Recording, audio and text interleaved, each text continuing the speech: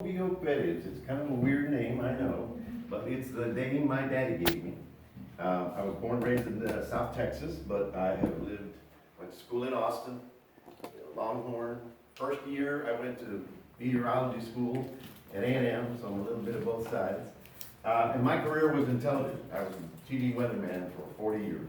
I was very fortunate. I was kind of in the first wave there.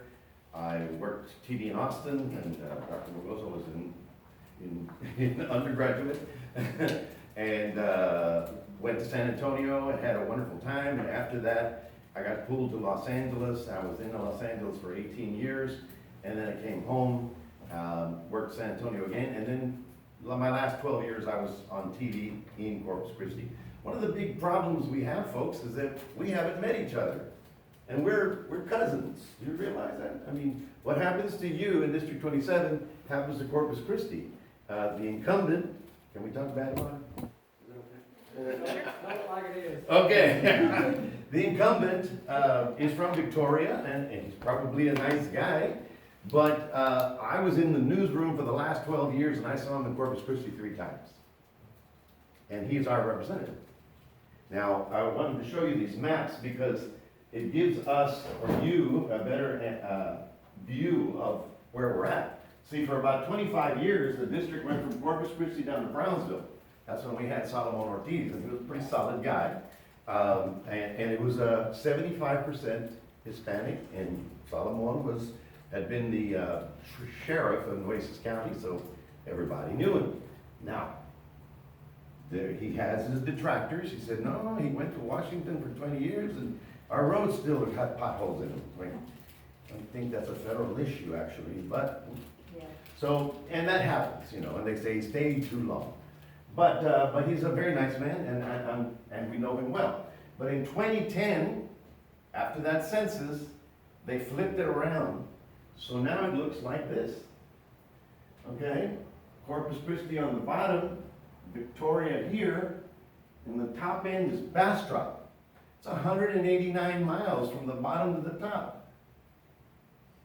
And extremely gerrymandered to the point where, Luling and Lockhart, Luling and Lockhart. We get Luling, but they cut out Lockhart. And they're next to each other. They decided to cut it right there. So, I mean, it was extremely gerrymandered. In fact, even today, we don't know exactly where the boundaries are because it's under litigation. But that's what's going on in Austin, and that's what's making it a challenge. I mean, my companions here, we have been traversing the district for the last month and a half, putting a lot of miles on the cars. It's okay, and it's what we want to do, and we want to help. But our challenge is that we have to get to know people up here because it's the same congressional district. If money comes in for roads, it's the district. If we get expanded Medicaid, it's the district. If we expand on veterans care, I have to look at the district. So this is what makes it challenging. And of course, I've been in Gonzales, Lockhart, Bastrop, have not made it to Wharton County yet. So I don't know if we're going to have time. But we're doing our best to hit all the coastal bends. And I was in Victoria on a radio station, and I'm going to share this story with you. I asked on the radio, I said, can anybody tell me why Victoria County is 50% Hispanic, but only 10% vote? I mean, I was getting mean, right? Because I want to know why. And a little man called up and he says, you know why? Because the same 20 families run everything. They've been in charge for 100 years. It doesn't matter whether we vote or not, they're going to do whatever they want. And I said, well, sir, with that kind of attitude, we're never going to get anywhere. But you have enough population for us to have numbers.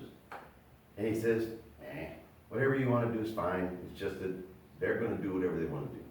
So in a sense, the Republicans have, the expression, they're a beat dog. They're just, they're tired.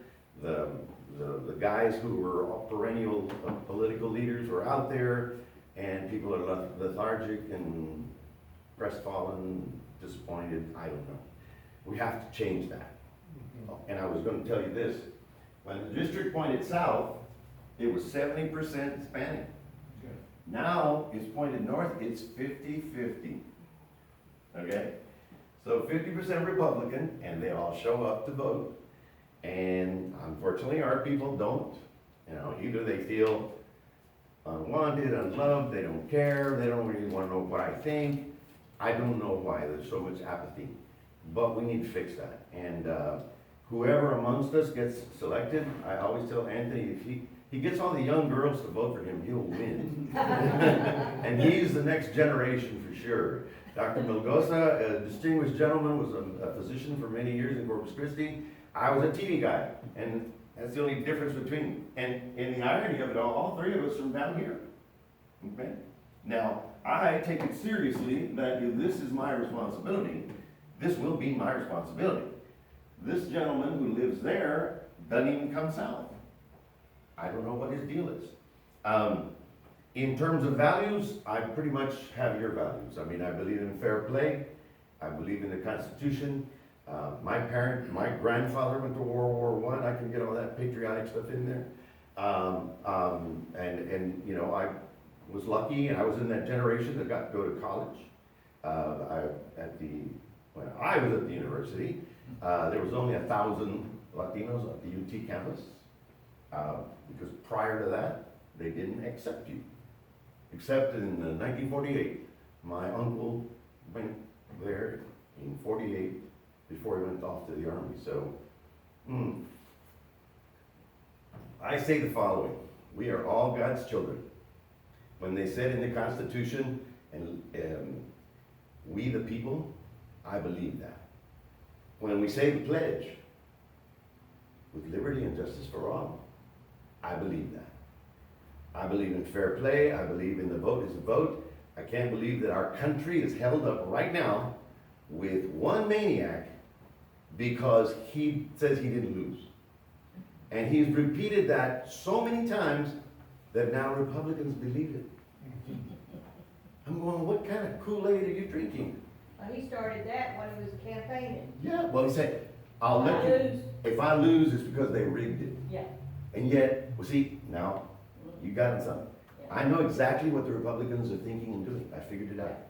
It's the opposite of whatever we're doing. See, he said if it's rigged, it's being rigged. But who was really rigging the election? Don't know. Excuse me, we have evidence that the Russians were manipulating Facebook. We know that he talked to the Russians, his son talked to the Russians, and the Putin right now, who did he hate more than anything in the world? Hillary Clinton. I mean, he hated her because she called him out. And you know, if you want to get real deep, that's misogyny. They don't like women telling them what to do. Okay? There are men like that you can be around, but you're not going to tell me what. And believe me, I mean, they're there. I mean, what did Rush Limbaugh call women activists? Feminazis. Does he sound like a guy who would support a woman for a political office? No. So it's a disturbing problem, and the fact that they're all drinking some kind of Kool-Aid, you tell them it's an apple and they say it's an orange, and I'm going, man, we can't agree which way up is. So for the sake of our country, and for the sake of democracy itself, this is a very important year. Well, okay, the standard conventional wisdom is that we're going to lose the Senate. We don't want to lose the House. Okay, let's theorize for a moment, folks. 2024. How many do you think Donald Trump's going to run? Who means no? You can still run, I'm with you. He can run from jail? theoretically. Oh my God. Okay, if he runs, what happens if he wins? Wait a minute. What happens if he loses? Same thing. So the question is that it's a dangerous time, because if he wins, he's going to be vindictive. He's going to go in there and slash everything, like he did for 4 years. I mean, he killed us on the Paris Accords. He screwed NATO. He screwed the deal we had with Japan against China. I mean, he just, I mean, whatever made sense, he went and just killed it. So, and that's if he wins, that's the good news. Bad news is, he loses, and the militia comes out, Yeah. okay? Now, I've been going around saying around here, and I think it's true, hey, Democrats have guns too.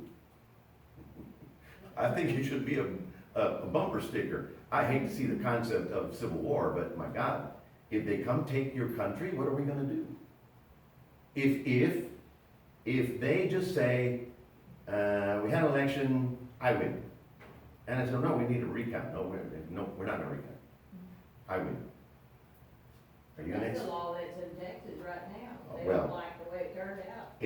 Well, You lost. we haven't even started talking about Greg Abbott, so, that's another loony case. I don't know what he says, I'm gonna protect your freedoms, so I'm gonna take them away. Oh, but I wanna wear a mask because I have a heart condition and I don't wanna catch COVID. No, you can't wear a mask, I'm protecting your freedoms. On what planet does that make any sense?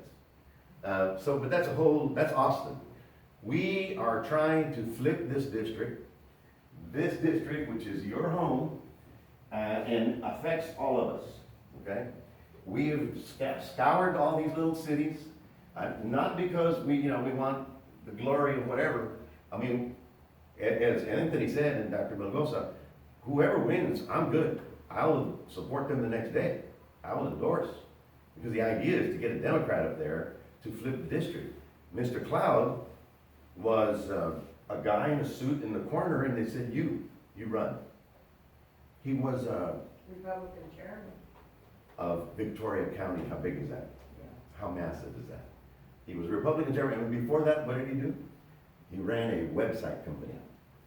I mean, compared to what these gentlemen have done, I mean, not well qualified. And I hear he doesn't like to debate. He won't, if we challenge him, if I challenge him, whoever challenges, he won't debate. So, it's gonna be interesting. The point being is that the people with the R's just walk like this. The people with the D's, we have opinions, we have ideas, we have yes, no, and let's face it, we live in a multi-ethnic world down here, but that's Texas.